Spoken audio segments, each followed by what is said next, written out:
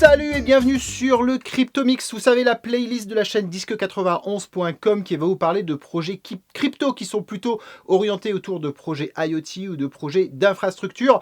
Et sur cet épisode, je vais vous parler d'un projet qui regarde le ciel et qui s'appelle GeoDNet.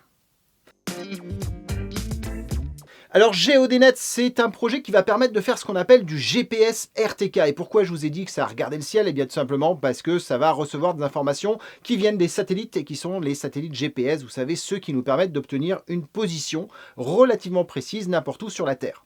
Alors il se trouve que cette position, elle est précise à quelques dizaines de mètres près, en général une quinzaine de mètres près, et ça c'est bien, ça va quand vous êtes dans votre voiture et que vous vous déplacez, que vous avez votre itinéraire qui est suivi en GPS, vous voyez votre véhicule qui est globalement à peu près là où il est. Alors, il se trouve que vous avez déjà dû le remarquer, surtout pour ceux qui sont un peu plus vieux, qui ont quelques cheveux un peu grisonnants comme moi, et qui ont connu les premiers GPS, où il arrivait que votre voiture, elle soit à côté de la route, elle suive la route, mais à 10-15 mètres de la route. Et c'était relativement gênant. Alors depuis, les gens qui font des GPS, ils ont compris un truc, c'est que quand vous êtes à côté de la route, le mieux c'est de vous ramener sur la route, ce qui fait qu'aujourd'hui vous n'avez plus trop ce problème-là. Mais ça vous rappelle la réalité de ce qu'est une position GPS, c'est-à-dire que là où le véhicule était vraiment situé, et là où il est vraiment situé, très souvent, c'est à côté de la route. Vous voyez ça aussi des fois quand vous êtes sur des ronds-points ou ce genre de choses, vous avez un petit retard ou une petite avance de votre point GPS par rapport à la réalité et des fois c'est un peu pénible quand vous vous déplacez. Bon, tout ça c'est lié à cette imprécision du GPS. Et cette imprécision, en fait, c'est pas une imprécision qui est un problème technique, c'est une imprécision volontaire. C'est-à-dire qu'en fait, c'est les gens qui gèrent le GPS, en l'occurrence les Américains, mais soyons clairs, pour le Galileo qui est européen, c'est exactement la même chose chez nous, on réduit la précision. Et d'ailleurs, cette précision, celui qui gère la flotte, il peut la réduire comme il veut. C'est-à-dire qu'il peut passer une précision de 5 km, ce qui peut arriver dans des zones en guerre, par exemple, quand un État a envie d'embêter finalement un des adversaires en l'empêchant d'avoir une position précise, par exemple, pour envoyer des missiles ou ce genre de trucs. Par contre, les militaires, eux, ils ont la possibilité d'avoir une précision qui est de l'ordre du centimètre. Tout simplement parce qu'ils connaissent les clés qui permettent de gérer cette précision-là. Alors, il y a plein d'applications civiles qui ont besoin de précision qui sont de l'ordre du centimètre. C'est le cas par exemple quand on est dans l'agriculture et c'est déjà très couramment utilisé. Quand on veut se moissonner par exemple un champ ou semer un champ de façon précise avec un tracteur qui va pouvoir être autonome finalement dans le champ en faisant tous les tours qui vont bien, il va falloir qu'on ait une précision qui soit très très bonne. Et pour faire ça, on utilise bien les solutions de GPS, mais on utilise une version un petit peu particulière qui s'appelle le GPS RTK. Voilà. Et ce principe-là, ça va permettre d'avoir cette précision-là. Alors comment on fait pour avoir ça?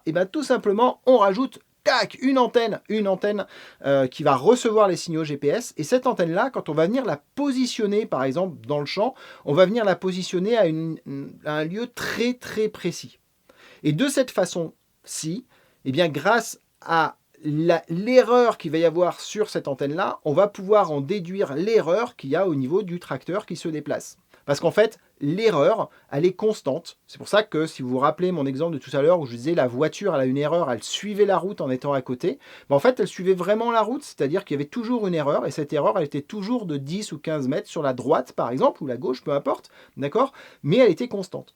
Donc, comme l'erreur est constante par rapport à une zone donnée, si on a un point de repère à proximité, on peut corriger cette erreur. Et donc c'est ça le principe du GPS RTK, c'est d'arriver à corriger l'erreur en mesurant l'erreur qu'on a au niveau d'une antenne qui est fixe et dont on connaît la position, pour ensuite renvoyer cette information-là à l'objet qui se déplace, de façon à ce qu'il puisse faire cette correction. Donc l'idée du projet GeoDNet, c'est de mettre des antennes placées de façon précise un peu partout dans le monde, de façon à ce qu'on puisse avoir, partout dans le monde, une position très précise obtenue grâce à ces points fixes, en calculant l'erreur dans chaque zone. Donc c'est ça l'idée, c'est ça ce système-là, c'est simplement un récepteur GPS un peu perfectionné, très précis on va dire, qui va nous permettre de récupérer les infos qui viennent des satellites pour pouvoir faire une correction d'erreur. Il est composé de 2 parties. Il y a une antenne, voilà, le gros truc un peu lourd là, vous ne voyez pas, mais si c'est lourd.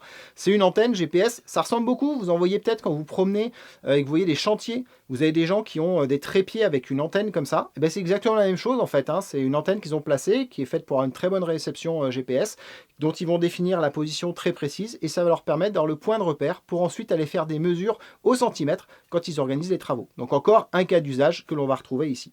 Et puis ben, avec cette antenne, on a ce boîtier, qui est le boîtier qui est fourni par GeoDNet et qui va capter les signaux et qui va ensuite finalement les streamer sur Internet grâce à une connexion Wi-Fi. Donc ça va être assez simple au niveau de la connectique. On va avoir ici un connecteur sur lequel on va venir brancher l'antenne. Ça, forcément, on va le mettre dehors sur un toit. Il faudra un toit qui soit le plus haut possible avec le moins de choses qui le cachent. Donc, on va essayer de faire attention à ce qu'il n'y ait pas d'immeuble autour, qu'il n'y ait pas de montagne ou autre, parce qu'on va chercher à avoir les satellites qui sont les plus bas possibles sur l'horizon, de façon à en avoir un maximum. Il faut qu'on écoute le plus de satellites possible. Donc on va avoir cette contrainte-là pour arriver à faire quelque chose qui soit de qualité. On va venir brancher ça sur ce système-là qui embarque un chip qui est assez cher à l'intérieur, hein. C'est ça qui fait pratiquement tout le prix de la bête, hein, puisque ce chip, si vous regardez sur AliExpress, c'est un chip qui vaut à peu près 300 €.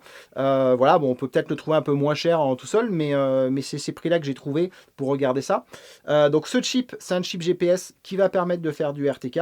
Et puis le troisième connecteur, eh bien, c'est un connecteur Wi-Fi qui va nous permettre de streamer les informations qui viennent de ce boîtier, donc qui sont reçues du satellite, vers le réseau, la blockchain qui va derrière. Voilà. Donc le boîtier est tout simple, on va l'alimenter avec un USB-C qu'on va venir brancher tout simplement sur le 220 volts et le système va fonctionner. Donc bien sûr, on a un peu de configuration à faire, il faut qu'il se connecte sur notre Wi-Fi, donc on va le configurer d'abord, on va le lier à notre compte sur la blockchain et ainsi de suite. Et le principe de fonctionnement, eh bien, c'est que finalement, pour chaque donnée qui va être envoyée, pour chaque stream qui va être envoyé, on va recevoir des tokens en échange de ce travail de collecte d'informations GPS. Donc ensuite, le principe, c'est que ces informations GPS-là, elles vont être mises dans une base de données, et ensuite, il va être possible de récupérer une position très précise à partir d'un GPS en utilisant cette base de données-là. Alors pour que ça fonctionne, il faut être pas trop loin d'une antenne comme ça. En fait, plus on va s'éloigner de l'antenne et moins la précision va être importante.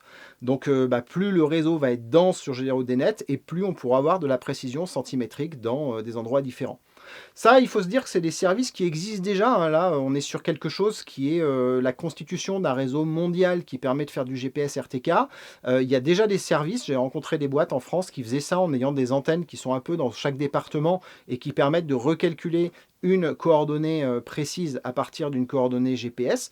Donc c'est un service qui existe, c'est un service qui se vend. Ce qui est très intéressant avec GeoDNet, comme tous les projets de blockchain, c'est qu'on est tout de suite sur une échelle qui est plus importante, c'est-à-dire la capacité d'avoir une densité d'antenne plus grande, et puis de couvrir le monde entier aussi, alors que les sociétés que j'ai rencontrées sont souvent des sociétés qui sont nationales. Donc elles ont le GPS RTK en France par exemple, mais elles n'ont pas le GPS RTK en Espagne, en Italie. Et là, vous devez avoir des contrats avec plein de sociétés pour avoir une couverture globale, ce qui est un peu problématique.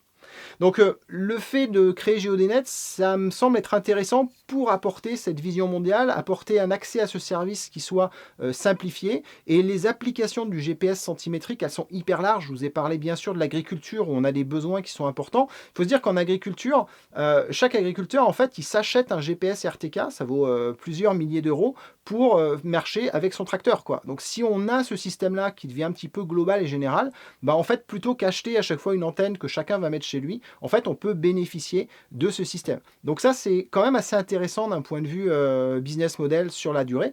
Et puis, le GPS RTK, on va en avoir besoin pour plein d'autres choses. Déjà, tous les IoT qu'on a, il y en a énormément qui se positionnent par GPS, et si on peut avoir du centimétrique, on va pouvoir faire des choses un peu folles avec.